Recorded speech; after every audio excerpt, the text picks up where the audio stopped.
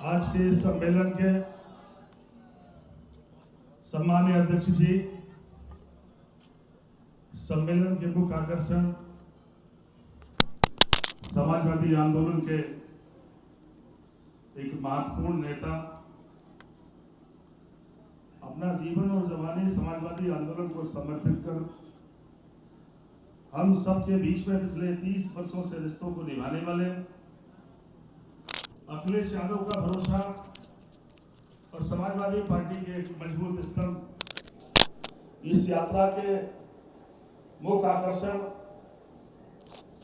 आदरणीय नरेश उत्तम जी का बुंदेलखंड की इस धरा पर एक बार फिर अपनी तरफ से और अपने सभी आसपास के लोगों की तरफ से हार्दिक स्वागत करता हूं, अभिनंदन करता हूं, वंदन और प्रणाम करता हूं कि आपने जो 30 साल पहले यहां पर आकर समाजवादी पार्टी के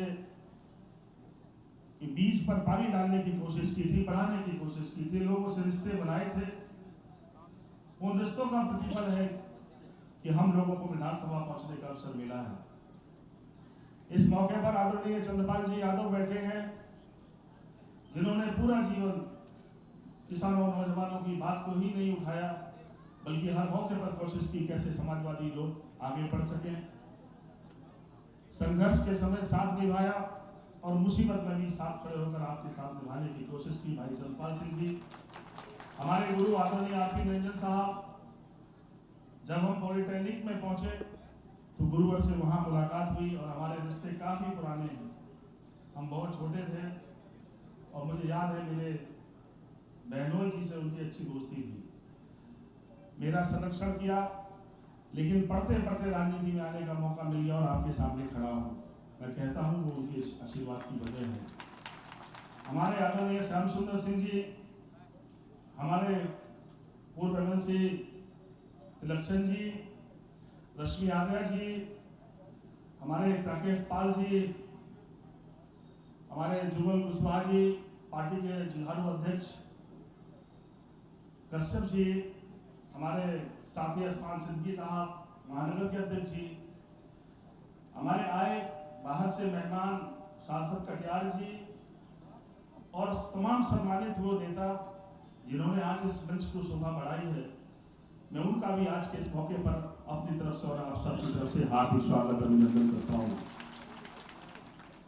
साथियों, ये यात्रा इसलिए महत्वपूर्ण है, इस यात्रा के दौरान जिन बातों का जिक्र है, अगर किसान का जिक्र है तो सबसे ज्यादा मुसीबत में इस देश का किसान खड़ा है। जिनकी चर्चा साथियों ने की है, देश किसानों का है, किसानों की सहयोग के बगैर कोई हुकूमत बन नहीं सकती, किसानों की ही मेहनत की गाड़ी कमाई से देश को चलना है। अगर देश का बजट 35 लाख करोड़ है तो पाई पाई किसानों की है। देश का असली मालिक उसे बताया जा रहा है, बनने के पहले जो बनता है वो ये कहने की कोशिश कर रहा है कि हम तुम्हारी उन्नति चाहते हैं, इसलिए बनना चाहते हैं, लेकिन बनने के बाद जो फैसले आ रहे हैं उन फैसलों से ऐसा लगता है कि अगर ये बैठने वाले, दिल्ली के बैठने वाले लोगों के फैसले ठीक होते तो गांव में किसान कर्ज में लगातार बढ़ता नहीं जाता, कर्ज में डूबता नहीं जाता। तब मैं कह सकता हूं सबसे बड़ी बेईमानी कहीं किसी के साथ इस देश में राजनीति में हुई है तो वो किसान पक्ष है, इस देश का असली मालिक है। लेकिन दुर्भाग्य हमारा ये है कि जो मालिक है उसको पता ही नहीं कि हम मालिक हैं, क्योंकि उसका राजनीति का हिसाब किताब काफी कमजोर है। उन्नति के सपने तो दिमाग में है, उन्नति चाहता है, बच्चे की पढ़ाई भी चाहता है, गांव अच्छा चाहता है, बेटी का रिश्ता अच्छे घर में हो जाए इसकी कोशिश में लगा है, घर से बाहर निकलने की कोशिश में लगा है, लेकिन वो सोचता ये नहीं समझ पा रहा है ये सारे समाधान होने कहां से हैं।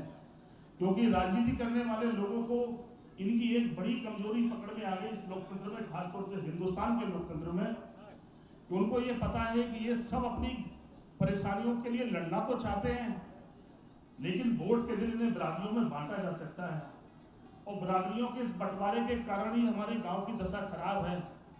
मैं इसलिए ये बात आपसे कह रहा हूं कि मुझे भी बना लोगे आप, अगर अखिलेश जी को नहीं बना पाए तो फिर बड़े फैसले जो आपके हक में आपकी जिंदगी को बदलने वाले हैं वो नहीं हो सकते हैं।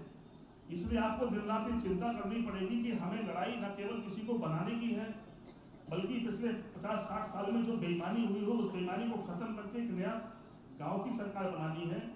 हमें किसान की सरकार बनानी है, अपने बच्चों के भविष्य को सुधारने की सरकार बनानी है।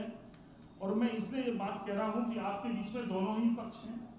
एक पक्ष है जो देश की बड़ी हुकूमत को लिए बैठा है, जिसके विषय में हमारे पुरखों ने बात कई बार समझाई कि हे किसानों, तुम अपनी मेहनत से फसल पैदा कर सकते हो, लेकिन याद रखना खेत में खड़े होकर दिल्ली पर नजर जरूर रखना, क्योंकि तुम अपनी मेहनत से सिर्फ फसल पैदा कर सकते हो, भाव तो दिल्ली वालों को तय करना है।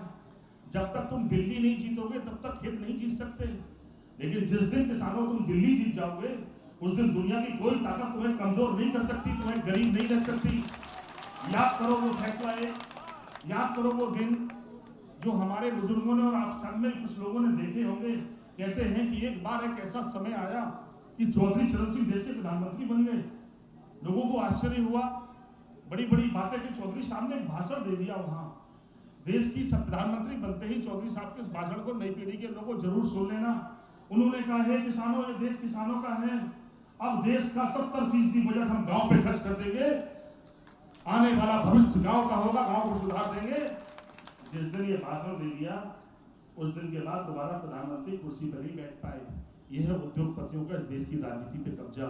मोदी जी नहीं बने हैं, मोदी जी मुख्यमंत्री थे मात्र। उसी समय मुकेश अंबानी के मुंह से एक शब्द निकल गया कि मोदी देश का प्रधानमंत्री मटेरियल है, जिसने मटेरियल कह दिया मटेरियल बन गया।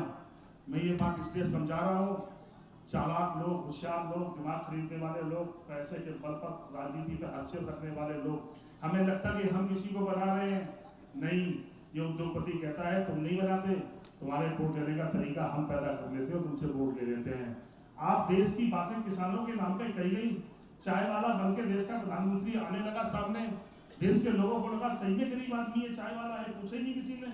यही नहीं जानने की कोशिश की कि 13 साल से मुख्यमंत्री को चाय वाले बनाने वाले ये बेईमान है कौन, ये टीवी चाय वाले को इतना क्यों दिखा रहा है। एक तरफ प्रधानमंत्री झंडारोहण कर रहा है, बिना मने मोदी झंडारोहण कर रहे हैं। जानते हो क्यों? क्योंकि ये मुकेश अंबानी पीछे खड़े थे। आज देश के बजट का पैसा कहाँ जा रहा है? लोग कह रहे हैं ताकत बहुत बड़ी है, ये सच है। जो भी फैसले हैं उन फैसलों से कोशिश कर दी गई कि तुम्हारा फिर वोट इस लायक भी ना बचे कि तुम उस वोट को दे सको। इसलिए मामूली लड़ाई नहीं है, बड़ी लड़ाई है। मैं उस बात पर आता हूँ, समय कम है क्योंकि आदरणीय अध्यक्ष जी को सुनना है, बस इस बात पर आता हूँ कि फर्क देख लो क्या है।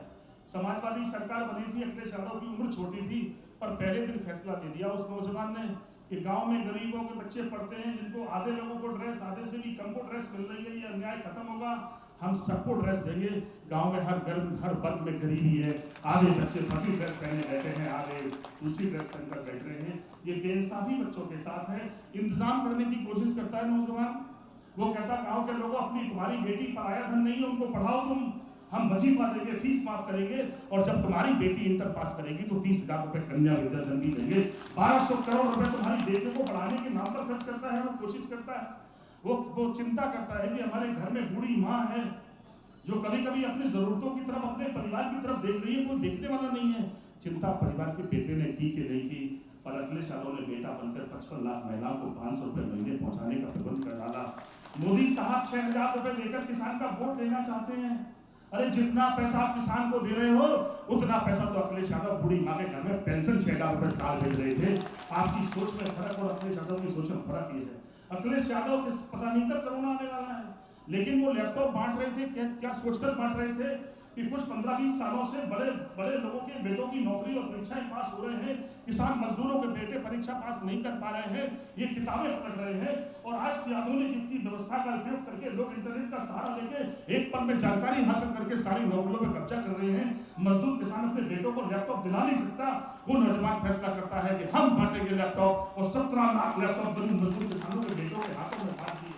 फर्क यह है, सरकार बदल गई है। अभी कोरोना काल में लोगों की जानें चली गई, लाखों लोग मरे हैं। अगर इस देश का आंकड़ा, आप कल में टीवी देख रहा था, 4,72,000 लोग लिखा पढ़ी में मारे गए कोरोना से। लेकिन आप जानते हो गांव में कितने लोगों की जान गई, कस्बों में कितनी जान गई? इससे कम से कम 5 गुने लोग बिना लिखा पढ़ी में कोरोना के नाम पर मारे गए। इतने लोग तो हिटलर के जमाने में नहीं मारे गए। क्या जिम्मेदारी थी सरकार की? क्या सरकार की यही जिम्मेदारी नहीं कि जिन वोटों के बल पर बैठे हो, जिनके जिनके नोटों से सरकार को चलाना है, क्या उनकी जान प्राथमिकता नहीं हो सकती थी? अगर अखिलेश यादव मुख्यमंत्री होते तो उत्तर प्रदेश में इतने किसान मजदूरों के बेटों की जान नहीं जा सकती थी। मैं दावे के साथ कह सकता हूं, क्योंकि उसने तो पहले दिन तुम्हारी चिंता की थी कि गांव में गरीब आदमी छोटी बीमारी से बड़ी बीमारी बना लेता है साधन के अभाव में, इसलिए घोषणा की एम्बुलेंस फ्री मिलेगी और 15 मिनट में तुम्हारे घर एम्बुलेंस पहुंचेगी। उसने योजना पहले दिन बनाई थी कि 8 रुपए का पर्चा भी महंगा है, विधानसभा में कानून लेकर आता है, 8 रुपए के पर्चे को 1 रुपए बनाकर छोड़ता है और व्यवस्था बनाता है कानून में कि आज तक उसके पहले विधायक किसी को इलाज के तौर पर पैसे खर्च नहीं कर सकते थे। उन्होंने कहा नहीं, मजदूरों किसानों परेशान मत हो। हम अपने विधायकों को विधानसभा में कानून बनाकर दिया कि 25 लाख रुपए तक किसी मजदूर की जान की हिफाजत जरूरी है, उसके खर्च करने की अधिकार उत्तर प्रदेश की विधानसभा में बना। उसके बाद पूरे देश में नकल हुई, लेकिन ये कानून अखिलेश यादव लेकर आते हैं। तुम्हें सुरक्षा मिले, तुम्हें अच्छी व्यवस्था मिले। इन्होंने तो नामों से कहा, ये तो लोगों को जान लेकर कानून व्यवस्था का नाम दे रहे हैं। लेकिन अखिलेश यादव दुनिया की जो सबसे बेहतर व्यवस्था थी, उसके पहले की पुलिस को देखो आप, टूटी जीप में पुलिस चलती थी। अखिलेश यादव नई व्यवस्था लेकर आए, 100 नंबर डायल नई व्यवस्था लेकर आया और 15 मिनट में पुलिस पहुंच जाए। इस तरह की स्थिति अमेरिका में है, वो उत्तर प्रदेश की धरती को उतार सुरक्षा देने की कोशिश की। कोई भी सवाल उठाओ, आवास योजना के सवाल पर देश के प्रधानमंत्री के नाम पर योजना चल रही है, गाँव में कितना पैसा मिल रहा है? 1,25,000 रुपए कुल खर्च होते हैं। मैंने कई मौकों पर कहा है, जो प्रधानमंत्री जी के नाम पर आवास बनता है, उस आवास में किसी एक केंद्रीय मंत्री को रात भर के लिए बंद कर दो आप, सुबह जिंदा नहीं मिल सकता, जान चली जाएगी, ऐसे हालत का आवास बनता है।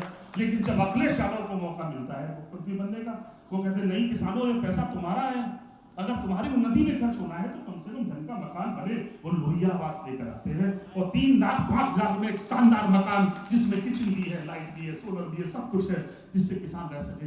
याद करो बुंदेलखंड के लोगों, तुम्हारे सामने फैसलों का फर्क नहीं है, भले ही हम कुछ दे नहीं पाए। हम लोग पूरे आज तक के इतिहास में, पूरे अगर 25, 30 साल, 50 साल के इतिहास को पलटो तो 4-5 से ज्यादा जीत कर नहीं गए। लेकिन बजट का पैसा अधिकांश तुम्हें देने की कोशिश की गई, तुम्हारी एक एक बात पर गौर किया गया। तुम्हारे यहाँ सूखा पड़ गया बुंदेलखंड के लोगों, तुमने 50-60 साल में बहुत सारे सूखे के दौर से गुजरे हो, तुम बड़े बड़े हमदर्द नेताओं के हाथों में हुकूमत देखी है, लेकिन ऐसा नेता तुम्हें नहीं मिला होगा जो तुम अगर सूखे में परेशान हो तो तुम्हारे घर में पैकेट आ रहा है, 1 किलो घी भी है, उसमें सब्जी भी है, सारा सामान बचकर तुम्हारे घर में बेच रखे, कोई मेरा मजदूर की जान न चली जाए। ये चिंता रखने वाले लोगों के हाथों में सरकार बनी। आप याद करो, मैं कई बार मौकों पर यहाँ की बात उठाता था, विधानसभा के लेकर जब भी मुझे मौका मिला मैंने पहले सुनाया कि मेरी बेतवा नदी का गौरवशाली इतिहास, ये कलयुग की गंगा की तरह पवित्र है नदी। ये मैंने आपसे कहा कि आपने सारे गंगा के जल को मैं पवित्र मानता हूँ, लेकिन अगर बेतवा के जल को देखकर तुम कह सकते हो गंगा से भी पवित्र है बेतवा की नदी, बेतवंती कलयुगंगा, ये शास्त्रों में लिखा है। इस इतिहास के विषय में मैंने सदन में भी रखा, उनके सामने भी रखा, और मैंने इस चुनाव के पहले जो बात मैं कई बार कह चुका हूँ, एक जगह भाषण में कह दिया कि बांध नहीं बना तो अगली बार चुनाव नहीं लड़ूंगा, मैं राजनीति छोड़ दूंगा। याद होगा, हमारे साथी अक्सर सुनते हैं मेरी बात, लेकिन मुझे वो भी प्रश्न आपको सुनाता हूँ आदरणीय अध्यक्ष जी, आपके सामने भी ये बात उठाता हूँ कि जब मैं यहाँ से बनकर पहुंच गया और ऐसे हालात बने जब मुख्यमंत्री कौन बनेगा इस पर बहस होने लगी, और उस बहस के दौरान हम लोग आदरणीय नेताजी से जाके भी मिले और मैंने कहा साहब, इस देश की प्रदेश के नौजवानों ने, सारे लोगों ने अखिलेश यादव के नाम पर समर्थन दिया है, देश का प्रधानमंत्री आपको चाहते हैं लोग, एक मौका इनको मिलना चाहिए। जैसा आप कहते थे पार्टी जमान करनी है, एक इससे बड़ा अवसर कोई नहीं है। नेताजी ने जवाब दिया, ये अधिकार हमारे पास नहीं है, ये अधिकार तो विधानसभा के विधायकों की बैठक में रखना। मैंने कहा रखूंगा, नहीं तो छोड़ कर राजनीति चला जाऊंगा अगर अखिलेश यादव को मौका नहीं मिला। मैं लड़ गया था उनसे, मैं ये बात सुना रहा हूँ।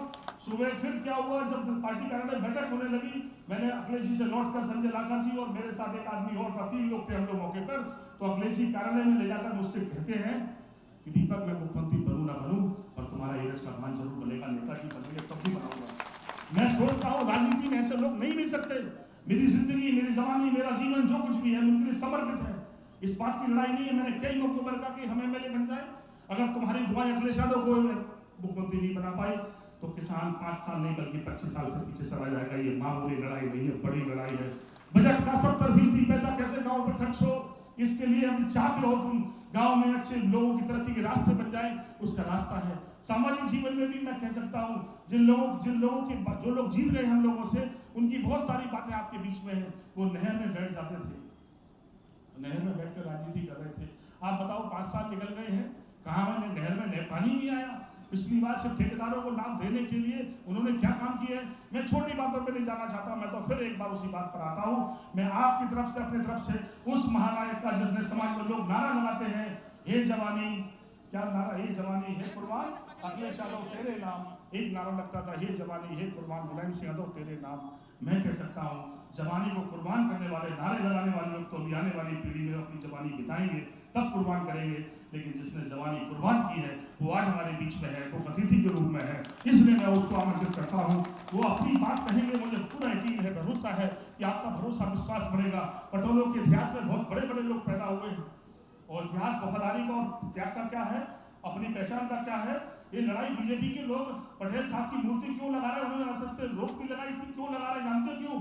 क्योंकि केशुभाई पटेल का साम्राज्य गुजरात में था, 35-40 साल तक पटेलों के हाथ में हुकूमत थी, क्योंकि उन्होंने पूरे वंश को राजनीति में दांव पे से मिटाया है।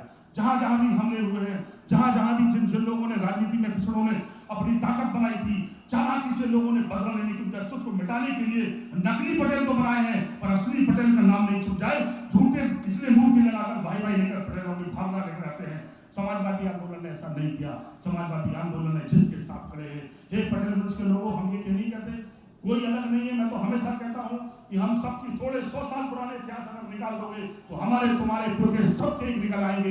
ये तो जातियों की नफरत की लड़ाई तो सिर्फ इसलिए है कि हुकूमत कैसे बन जाए, हम बंटवारे में कैसे बढ़ जाए, हम कैसे कमजोर हो जाए, सिर्फ इसकी लड़ाई है। मुझे पूरा भरोसा है कि अब गांव के लोग किसी की बातों में आने वाले नहीं है। सब मिलकर गरोठा विधानसभा को सबसे अच्छी विधानसभा बनाएंगे। हम बांध भी बनाएंगे, सड़कें भी बनाएंगे, पुल भी बनाएंगे, कॉलेज हमने बनाए, ITI हम लोगों ने बनाई, मॉडल स्कूल हमने बनाए। मैं कह सकता हूं जो काम अखिलेश यादव ने किया वो काम अभी पिछले 50 साल में इस विधानसभा में किसी ने नहीं किया था। इसलिए आसान फरामोश मत बनना। जिनने हमारी मदद की, हम बन पाए ना बन पाए, लेकिन जिसने हमारी मदद के लिए हर पल सोचा हो, उसको बनाने के लिए एक भगवान से प्रार्थना भी करना, एक फोन भी लगा देना पड़ोस में, एक और साथी बन जाना। मैं कह सकता हूं आए हुए लोग सोच लेंगे तो दुनिया की कोई ताकत, तुम्हारे दुआएं मिल गई तो दुनिया की कोई ताकत अखिलेश यादव को मुख्यमंत्री बनने से नहीं रोक सकती। जय हिंद, जय